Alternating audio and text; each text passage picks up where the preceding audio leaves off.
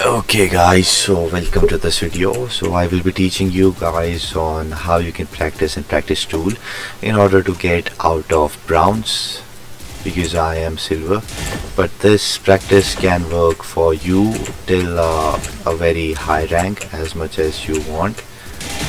So what I usually do in freaking practice tool is that, okay, come here, is that I practice counter strafing right here in this position. So counter strafing is when you move towards the left and then you press the right button to stop and then shoot a target in a corner. So I'm pressing A right here and pressing D to stop. So if you don't press D, it is also fine, but the first accuracy of the first bullet is like random. Look at that, it is going, sometimes it's hitting, sometimes it's going up.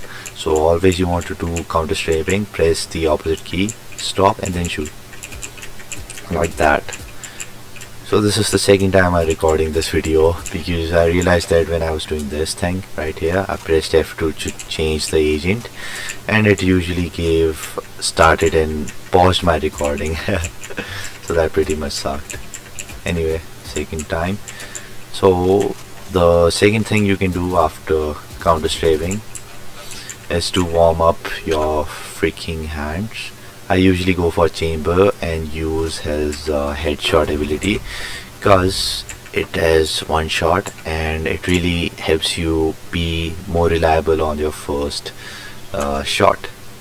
So I press F3 and go to medium first to really loosen up that wrist, and then shoot at these dummies, take my time and then shoot.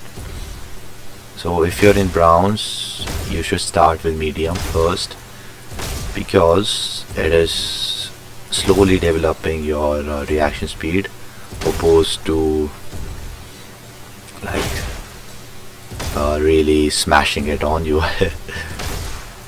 So you can do that.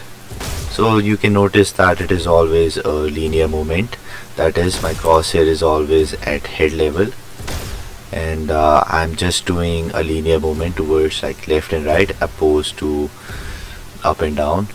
So this is called passive aim. You must always have this head level crosshair level in your matches as well. So I personally am a silver player, so I know how to get out of browns. I can help you guys out at least regarding that. After that, what I usually do is go to hard mode and practice that as well. So for browns, you must have an average of 8 at least to climb out of it, because a gold player usually gets an average of 14 in these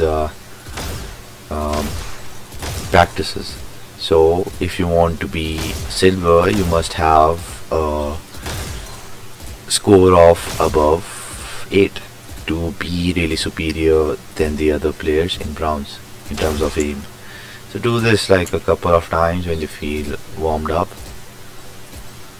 Okay, I'm missing. So things like that will happen, but the important thing is you to be consistent and get like 8. It's fine if you don't get it. Like at starting, when I started this, I used to get like 3. So it is pretty okay for you guys to really miss, you know. So just keep doing it. And yeah, so this is what I usually practice. Apart from this, what you can do is it recording? I hope so. Okay. Apart from this, what you can do is you can go for any champion you want to practice the abilities of. So what I usually do, I practice my flashes in these corners. So suppose if someone is there, it usually happens in lots of matches. I'll just flash like that and shoot. Or you can practice like this, back side and then shoot. Sorry, that was a flash. So this is flash, right? Okay, back side. So whenever you're facing your flash backside, it usually doesn't blind you. That's pretty awesome. You can practice it like that in this practice range and try to shoot someone, head level, shoot, counter strafing, high level shoot. You can also do this. Wait for the delay and then go. But this is much better, really. But it must be timed properly so that you get in the right timing. And you can only do this if you know that there's only one enemy right here.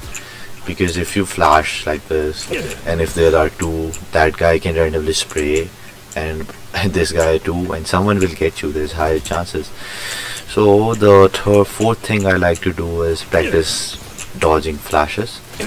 So just dodge it. So this really helps you with improving your reaction speed towards an enemy's flash. I like to delay it a little bit, my movement towards it, so that my reaction speed is superior. Now. Oh, you can also do this, like this. This. Look down. Look down. Look down. Look down. Okay. So you get the basic idea. This helps you to really engage with your reaction time. So these are pretty awesome tricks you can do in your practice ranges. After this, what I usually do, or what you can usually do, is practice your awping skills. So right here, all you need to do is aim at these drones as quick as you can, right clicking. So this is your scoping speed. This really helps you with reaction speed towards finding an enemy and then killing him immediately as you see him with accuracy. So there you go. There you go. Just practice these. You can practice these in practice ranges. For example, if someone is here, what I can do is go here. Oh, I'm surprised. Someone is here. Shoot. Someone is here. Shoot. Someone is here. Shoot. Someone is here. Shoot. Someone is here. Shoot. See that? So the scoping ability really helps you a lot. So I usually do it with chambers off because it takes less time and you can really push your limits, and it feels easier with an op later, although it's really slow for sure. Like, its reloading speed is pretty slow. So chambers or op is like on steroids.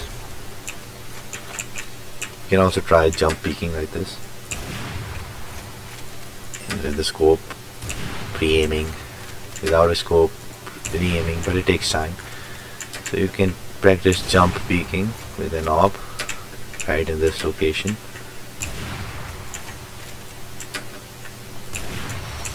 So those are the 3 things you can do. 4 or 5 things you can do, which I just said.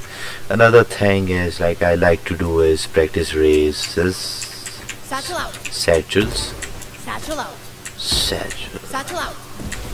Satchel out. So the thing I've noticed about these satchels is, if you are here, There. jump at this location, and right Satchel out. about to touch the ground, and you press Q, that's the time you go the farthest. Satchel out.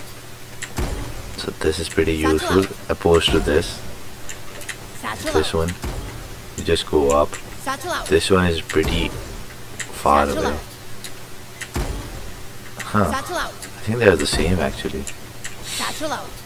Okay, so just create an angle of 45 degree for more Satchel out. maximum Satchel out. reach.